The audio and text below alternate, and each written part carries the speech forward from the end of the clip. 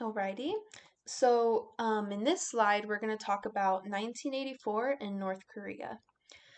So obviously, we all know North Korea is another totalitarian government, and just we know that it's known for just the extreme measures that, Kim Jong-un has for his people and for this government and for just the way that North Korea works. We know it's a very restrictive society, that there's very to little, almost to none, like individualism that people get to express, and it's just a very oppressive state.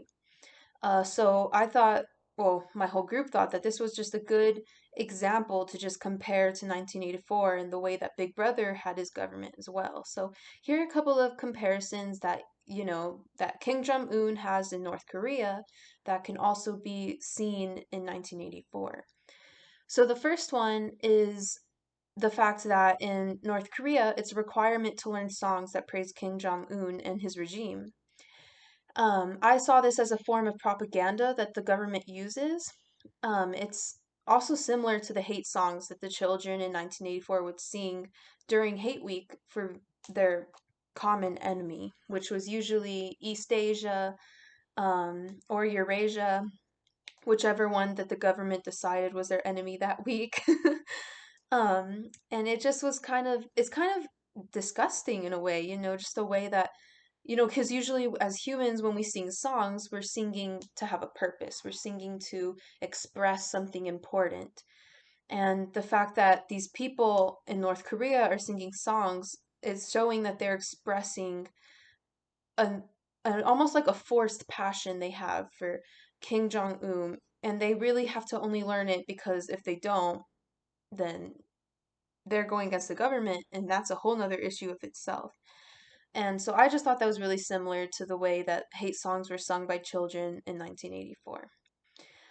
Another example is the fact that there's a ton of secret police that roam around the North Korean states.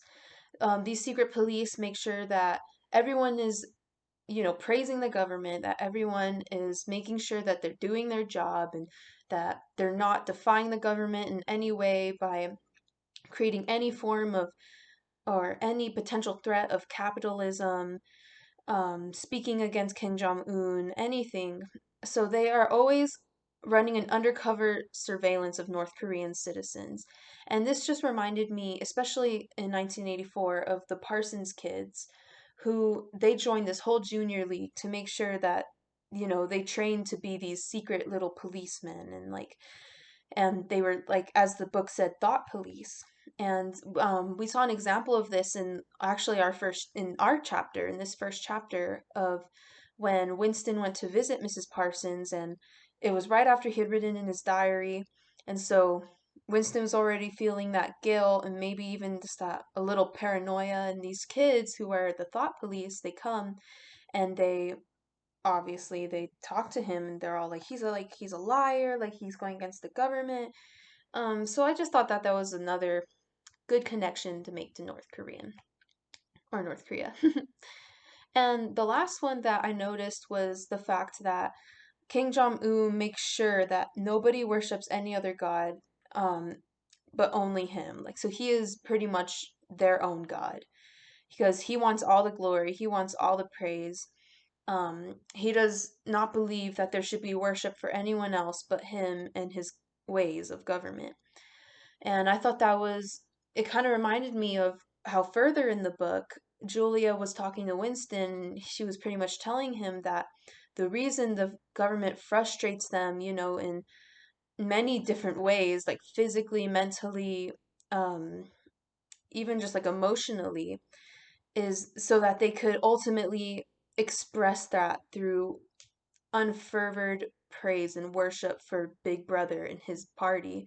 And it's another really disturbing theme, that the fact that, like we think that, oh, this is only a 1984 thing, but this is literally happening in North Korea, which is part of today's society as we speak.